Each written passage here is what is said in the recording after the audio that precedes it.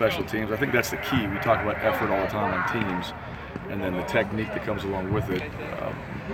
You go back to the last game, and he scores a touchdown. He's the first one down on kickoff, and that's just his nature, and that carries over into I think being a good special teams player. I think guys that play on special teams, they're hard-working, fast, or hard-working guys that go out there and they play hard consistently, and they do it in practice. He's a guy that does it and shows up with his speed on special teams. Is it easier to get out of bed this time of year? I mean, is it more exciting when you know that kind of you see the goals in front of you, you kind of know what possibly lies ahead, the games are important? I mean, is this kind of the fun time of year? Yeah, I think it's, I hope all these guys and everybody here feels the same way each week. I really do. We talked about it, the process for us, it's what we're doing every week. I know the game's coming up. I know November, coaches all talk about that. I've been down that road as well, and it's just for us and this team, it's what do we do this week and getting better. So the focus and our opportunities to go out there and play a good Colorado State team, that's really what we looked at that a while ago. We knew Colorado State was going to be a good team. We knew we were going to play there. We knew that it was going to be in a new stadium. So I think that excitement's always been there. Now we get a chance to go do it and see how well we play. Do you think these guys kind of remember the last couple of years where you lost 2 out of 3 in 15 to finish the year last year, Air Force? I mean, do you think that these last couple games kind of they see that, hey, we really do have to go one game at a time here? It may look nice, but we have a lot of work still to do. Yeah, does that matter last year? I mean, it's really about this year. It's really the focus. It's your opinion, not mine. When reading about, and I was reading an NFL story today talking about Tom Coughlin is in Jacksonville now, and they're playing better. And it's the Belichick system and new coach of the Rams. They talked a lot about what you mentioned, the process and sort of that stuff that seems like minutia. But how important is that to you guys and the success of things that I think a lot of people might take for granted? That's maybe boring to most, but right. Isn't that really? I guess the one thing we all have that mundane, boring things that we have to do, right? In whatever job, it doesn't matter. Football's no different. It's those that can do it better and more consistently are the ones that usually have more success. The people that let all the emotions set in, like I'm not happy, I'm bored, and all the negatives, then it usually shows up in their work.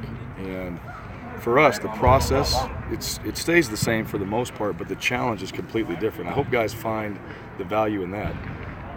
Every week we don't play the same team.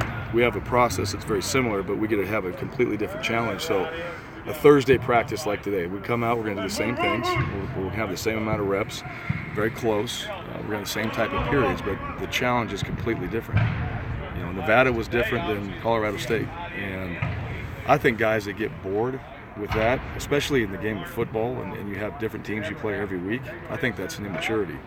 And I think if coaches are doing that, and I think that's, you don't really have that purpose, the right purpose. And so the process is important, but I think as far as understanding what the challenge is and how you use the process to go out there and actually get it done. I got a little bit of grief for asking you about sleeping recently, but that's become a big thing in college football. I mean, there was a thing in Oklahoma State. I know Clemson's big on that. Yep. Where did that stem from with you, and why that's an important thing, and where did that start from, and why you try to trickle it down to these guys? Well, I think it's important. I think that's the number one energy resource is sleep. It's something that we all lack. That's one thing. I don't think we all get enough of it. As coaches, they spend a lot of time in here, and part of that is you're not going to really get the right amount of sleep all the time. But it's important for athletes to do it. If you study like Olympic athletes, they're on this regimen that normal people just can't do. For the most part, it's very difficult. But the sleep is a huge factor in the recovery.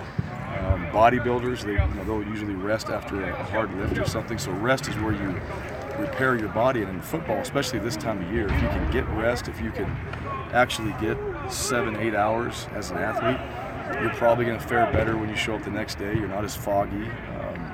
You're going to pay more attention to what's going on. You're going to have more energy. More energy creates more enthusiasm, and then enthusiasm elevates the practice, and you probably have a better practice.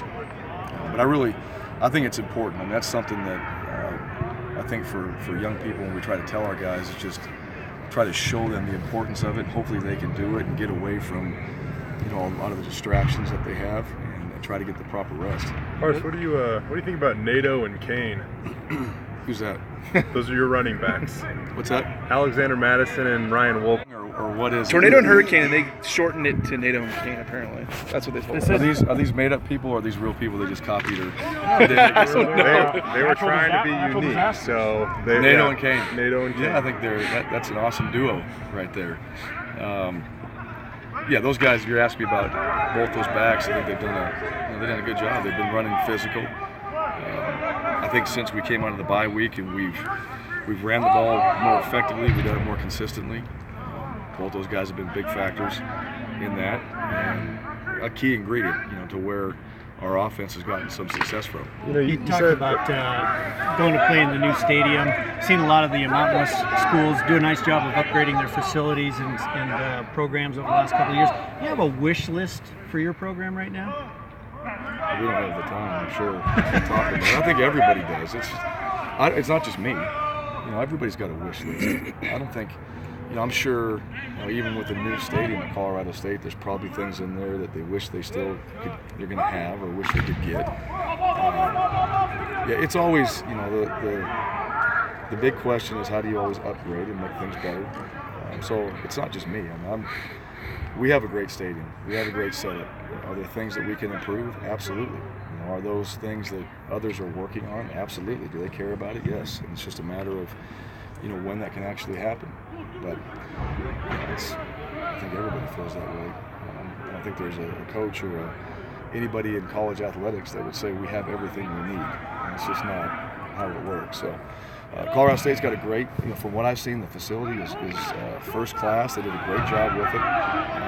We're excited to go see it and play in it. We're not going to spend a whole lot of time touring it, but it's going to be an awesome opportunity for our guys to be in a place that's a first class facility. You guys obviously had a big recruiting weekend last weekend. With the early signing period, how have you noticed recruiting change and recruits change, and how you guys are handling it with the deadline here in 5-6 weeks? Yeah, I don't know. Right now it's not much different.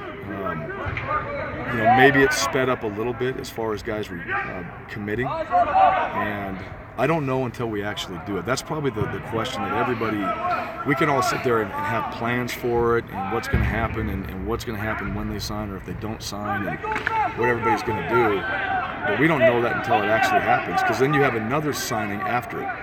So you got to think about it right now. This is the first time we're ever going to have two signings where we have a chance to get one group and then go back and get another group. And I think every coach would say in that December signing period, if I get everybody in that first signing period, how awesome is that? You're probably going to rest a little easier if you have that, but that's not going to happen. It's not going to happen for anybody. I don't think. Everybody's going to have a couple things that go on there, and you're going to still recruit. So to answer that question, when we get done and we get to that last signing period and we're back in February, that's going to be a question to go, all right, now what do you think? And I think all the coaches will weigh in and decide if this is a good thing or a bad thing. Right now, I don't think it's bad. I think it's going to help. I think it's going to help coaches where you don't have to go see a guy six times, 5 or 6 times, and they want to sign, so let's do it. We'll obviously make a big deal out of it. It's still important, but it helps. I think coaches go focus on some other guys in those other months. Thanks, guys. Good. Thank you. I think Rocky Long said that